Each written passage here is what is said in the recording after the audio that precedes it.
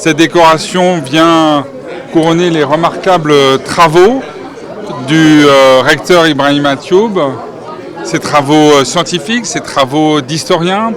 Cela vient aussi couronner sa contribution au débat universitaire, aux réflexions sur l'histoire, dont on sait qu'elles sont essentielles à tout peuple qui veut se construire, qui veut avancer. Et cela vient aussi, je dirais, marquer la remarquable qualité des échanges que nous avons eus avec Ibrahim Thioub tout au long de son parcours. Il a beaucoup travaillé à ce que la relation entre la France et le Sénégal, notamment sur le plan universitaire, atteigne un degré de très grande qualité. Eh bien, ce n'est pas un processus qui se fait, comme je dirais, on recruterait. Il ne s'agit pas d'un recrutement, ni même d'une sélection. Je dirais qu'il y a des figures, il y a des personnalités qui tout simplement s'imposent par leur intelligence, par leur savoir, par leur talent, par leur présence, par leur voix.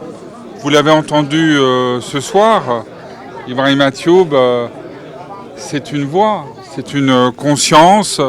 Il nous a parlé avec tant de vigueur de ce métier d'instituteur. Il disait instituteur un jour, instituteur toujours. Vous l'avez entendu évoquer l'enfant Peul, Amadou Hampâté-Bâ, ou l'aventure ambiguë.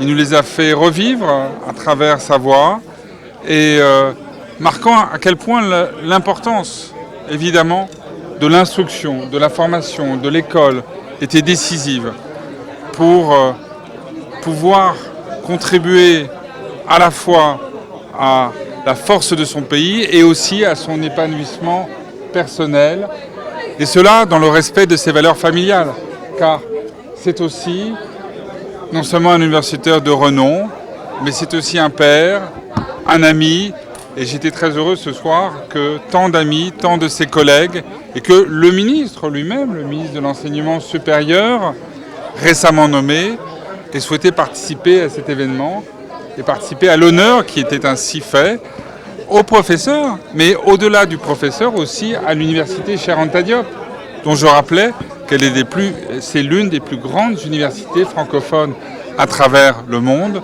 plus de 100 000 étudiants, le poumon, la conscience universitaire,